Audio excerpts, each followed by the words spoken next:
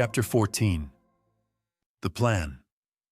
A heavy silence filled the Iron Orchid's lounge, broken only by the artificial crackle of the holofire, as if the ship itself was holding its breath. Finn stood by the edge of the antique rug, his arms crossed over his chest. He had just finished relaying Ellie's confession to the crew. Ellie sat quietly on the leather couch beside him, her small hands resting in her lap, watching the veteran spacers absorb the impossible truth. Raffi broke the silence first.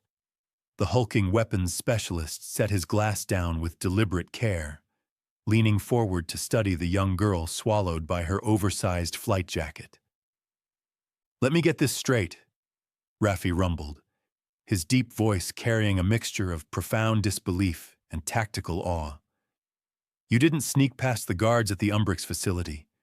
You literally folded space-time with your mind, stepped through a tear in the universe, and dropped into Leon's cargo bay because you liked the name of his ship." Ellie nodded slowly, shrinking back slightly under the large man's intense gaze. "Yes, sir." "Call me Raffi," he grunted, though a massive, genuine grin suddenly split his scarred face. He looked up at Amara. "Captain, we don't need the heavy cannons. We have a pocket-sized jump drive."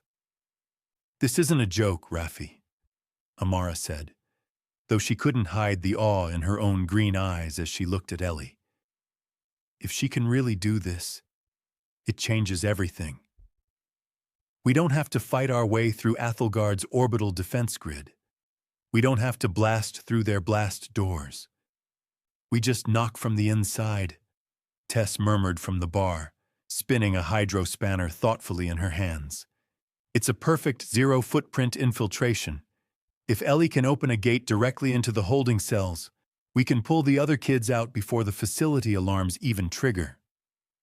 "And the machine," Doc chimed in from the corner, his silvering hair catching the red emergency light. He adjusted his glasses, his analytical mind already dissecting the plan.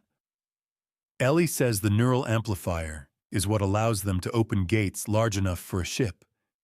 If we steal it, we don't just cripple Athelgard's project.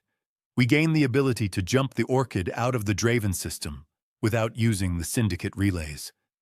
We can vanish to anywhere in the galaxy." Jake, who had been sitting cross-legged on the floor, let out a low whistle. Stealing a highly classified experimental piece of corporate biotech from a black site moon and breaking 2 kids out of a maximum security cell. Easy. "It won't be easy," Finn corrected sharply, stepping forward into the center of the lounge. He didn't want the crew getting overconfident. "Athelgard will think Leon didn't act alone. They will be on high alert. The facility on Umbrix will be locked down tight." He turned to look at Ellie, his expression softening. "And jumping hurts her. It draws the attention of the things in the dark. We can't ask her to open a dozen gates just to make this easy for us. She gets us in, and she gets us out. That's it. Once we are inside the facility, we rely on our own skills to secure the kids and the machine." "I can handle the internal security," Raffi volunteered immediately, cracking his massive knuckles. "I'll pack something suppressed and non-lethal stun charges. We go in quiet, we knock down anyone between us and the objective, and we drag the machine back to the extraction point." Raffi paused, looking thoughtfully at Ellie. "So, what size is this device? Are we talking about a massive terminal or something I can carry?" "It's a little bit bigger than me," Ellie replied quietly, measuring the height with her hand.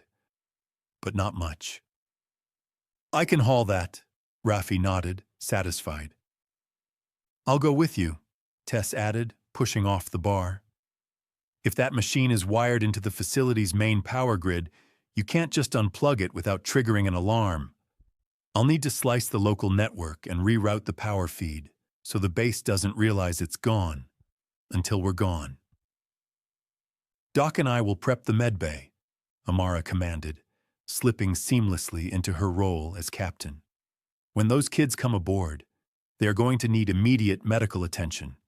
Jake, you keep the engines hot and the comms dark. When Ellie opens the extraction gate, I want the Orchid ready for anything the second we secure the amplifier. Finn watched the crew spring into action, the heavy, paralyzing despair that had gripped him since the morgue finally beginning to lift. They had a team, they had a target, and thanks to Leon and Ellie, they had a way in. He looked down at the young girl on the couch. Are you sure you can do this, Ellie? Can you find the holding cells again?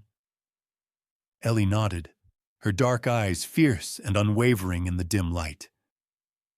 I remember exactly where they are, Ellie said, her voice dropping to a quiet, terrifying whisper. I remember everything about that place.